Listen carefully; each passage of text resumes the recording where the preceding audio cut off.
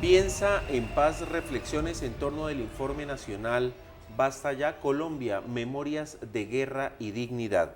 Construcción de paz, primera parte con el profesor Fernando Suárez.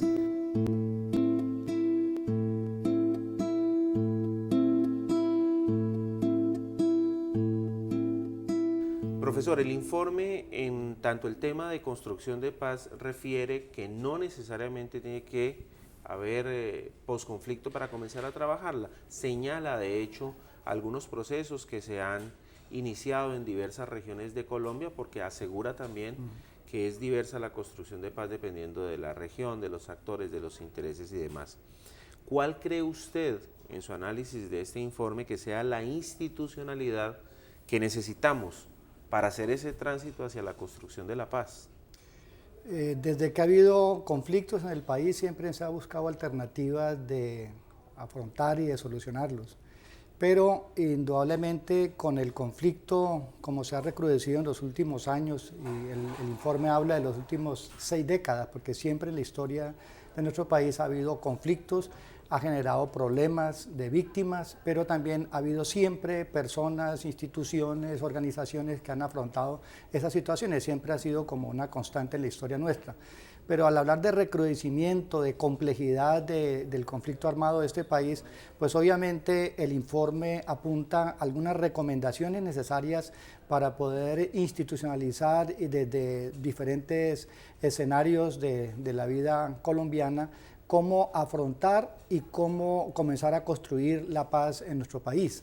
En ese sentido, el documento pues habla de diferentes aspectos que hay que tener en cuenta para poder afrontar un poco la posibilidad ya de cristalizar, de concretar más la paz en nuestro país. Desde el gobierno, por ejemplo, desde el Estado, desde los mismos actores armados del conflicto, desde diferentes puntos y escenarios es necesario asumir este compromiso. Profesor, el documento no califica, no descalifica, pero deja entrever que la construcción de paz ha estado más del lado de las comunidades, incluso de organizaciones no gubernamentales, que del Estado mismo. ¿Cree usted que eso sea así? ¿Comparte esa apreciación o es diferente su apreciación? El Estado siempre ha tomado algunas iniciativas, algunas pues que no han sido exitosas. Precisamente el informe invita a poder recuperar esa experiencia que hay sobre iniciativas desde el punto de vista de los gobiernos de turno del Estado que se han preocupado por generar algunos acuerdos de paz, algunas negociaciones de paz con algunos de los actores armados del conflicto. Pero es tan complejo que necesariamente hay que focalizar diferentes aspectos para poder vivir realmente una paz más duradera y más estable en nuestro país. Si el conflicto es diverso, profesor, por regiones, por actores, por víctimas, sería lógico pensar que también la construcción de la paz deba hacerse atendiendo esa diversidad. ¿No podría aplicarse un solo modelo, como plantea el informe? Claro, yo creo que no podría aplicarse un solo modelo porque, bueno, en general, como gobierno y como Estado, pues obviamente que hay que tomar unas iniciativas que cobijen todo el país, como por ejemplo algún tipo de reformas que requiera, algún tipo de regulaciones que posibiliten precisamente esa búsqueda de la convivencia social y de la paz en nuestro país. Sin embargo, el conflicto tiene en algunas regiones, en algunos lugares de la geografía nacional, pues alguna particularidad. Eso requiere que haya también determinadas estrategias diversas. No es lo mismo, por ejemplo, actualmente el conflicto que está viviendo, por ejemplo, en el Cauca, por dar un ejemplo, al conflicto que está viviendo en Cundinamarca o en La Guajira, o en San Andrés y Providencia. Entonces, obviamente que las regiones, como Colombia es un país de regiones, y las regiones también generan conflictos, eso también hay que tenerlo en cuenta. O sea, pero no se puede perder de vista también el aspecto de globalización del problema en el sentido nacional. O sea, por eso pues no se podría dividir tanto porque lo contrario perderíamos como la posibilidad de integrar también muchos asuntos que nos cobijan a todos los colombianos desde el punto de vista, por ejemplo, constitucional. Profesor, dentro de las recomendaciones para que haya un verdadero cumplimiento de los derechos de las víctimas, el informe plantea que el derecho a la verdad es necesario, el derecho a la justicia, el derecho a la reparación y las garantías de no repetición.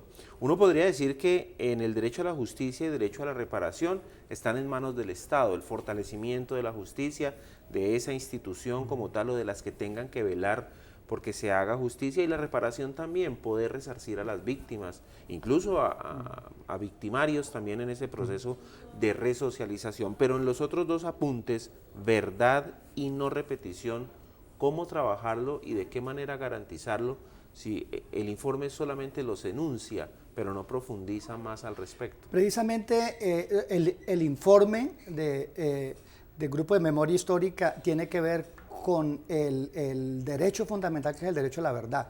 Precisamente esas memorias, de pronto la intimidad de alguien que había callado en silencio el hecho violento de que fue víctima, hasta de pronto las masacres que salieron a la luz pública. El informe hace un trabajo muy minucioso y muy responsable sobre esa historia, esa voz de las víctimas que de alguna forma se expresa así mediante el informe de memoria histórica.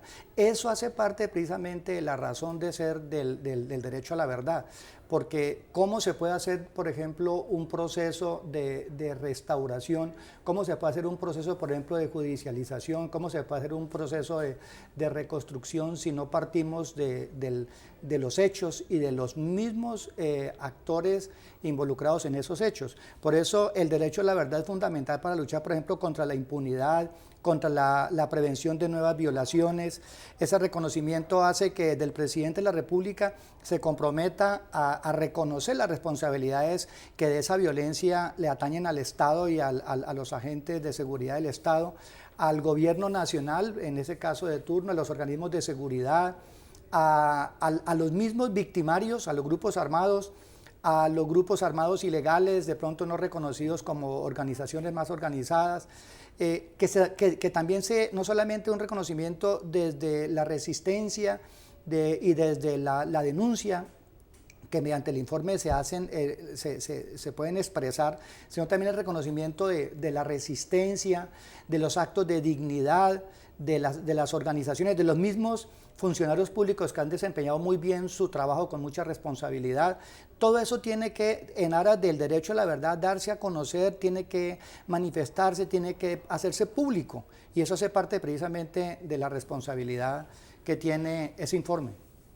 El documento, en la introducción, en su prólogo, asegura que es un intento de reparación simbólica como tal, pero han existido en Colombia otros informes. En el gobierno pasado, el Nunca Más, Colombia años 50, la violencia en Colombia, pero nunca se dieron a conocer, es decir, esos informes no aportaron en la construcción de paz porque se quedaron en círculos demasiado cerrados, académicos, políticos, intelectuales. ¿Cómo podría, en su opinión, este informe ayudar en la construcción de paz si no se da a conocer, si no se difunde, si no se masifica?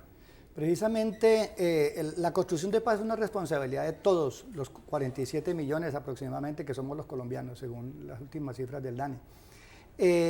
Esa responsabilidad es de todos, desde el presidente de la República hasta aquel que por la razón que sea se vio involucrado consciente o inconscientemente en un grupo armado ilegal que hace parte de precisamente este problema. Todos somos responsables de interesarnos por conocer esos informes. Por ejemplo, este informe pues se ha dado a conocer un poco más, pero todos debemos precisamente sacar todo esfuerzo que se haga por la paz, todo esfuerzo que se haga nos va a favorecer a todos. O sea, eso no es responsabilidad solamente del presidente, los gobernadores, los alcaldes, los rectores de universidades, de colegios, de todos. Y en la medida en que se dé a conocer de aquellos que lo lideraron, aquellos que hicieron las investigaciones, aquellos que hicieron las publicaciones, pero también todos los que sentimos que el construir la paz es una tarea de todos y nos favorece a todos, no solamente como colombianos aquí, sino también en la región de América y del mundo, porque podemos volvernos en un ejemplo también de cómo podemos resistir con dignidad, cómo podemos reconstruir, cómo podemos hacer la paz como lo han demostrado otras partes del mundo, otros países. Yo creo que esto es una responsabilidad de todos. Este esfuerzo que se está haciendo y lo que usted acaba de mencionar, debemos sacarlos de estos anaqueles, debemos darlos a conocer, porque todo lo que se haga en favor de paz es bienvenido y nos va a ayudar a todos. Informe Nacional Basta Ya, reflexiones desde la Universidad Autónoma de Occidente, porque Colombia requiere muchos más elementos para construir una verdadera democracia.